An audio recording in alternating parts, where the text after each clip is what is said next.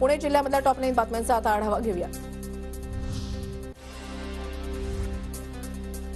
पुण्यातील मेट्रो स्थानकावर वाहनांबरोबरच आता हेल्मेटचे पार्किंग। पुण्यातील 8 स्थानकांवर वाहनतळाची सशुल्क सुविधा उपलब्ध। वीज बिलांच्या वाढत्या थकबाकीमुळे महावितरणची आर्थिक स्थिती खरतट। महावितरणकडून पुण्यातील शासकीय कार्यालयांना वीज बिलांच्या थकबाकीची रक्कम तातडीने भरण्यासाठी पत्र। पिंपरी चिंचवडमध्ये गाडीच्या टपावर बसून तरुणाची स्टंटबाजी, सोशल मीडियावर व्हिडिओ व्हायरल, कडक कारवाई करण्याचे वाहतूक पोलिसांना आदेश। पुण्याच्या मावळमधील टाकवे गावामध्ये विठ्ठल रुक्मिणीच्या उत्सवानिमित्त जत्रा, संपूर्ण मंदिराला विद्युत रोषणाई, मुख्य मंदिरातील गाभाऱ्यामध्ये रंगीबेरंगी फुलांची सजावट। पुण्यातील उच्च शिक्षित इंटेरियर डिझायनिंगचा डिप्लोमा केलेला एक दुचाकी चोर अटकेत। प्रशांत कान्हेकर असं चोरट्याचं नाव, त्याच्याकडून 1,95,000 किमतीच्या दुचाकी जप्त।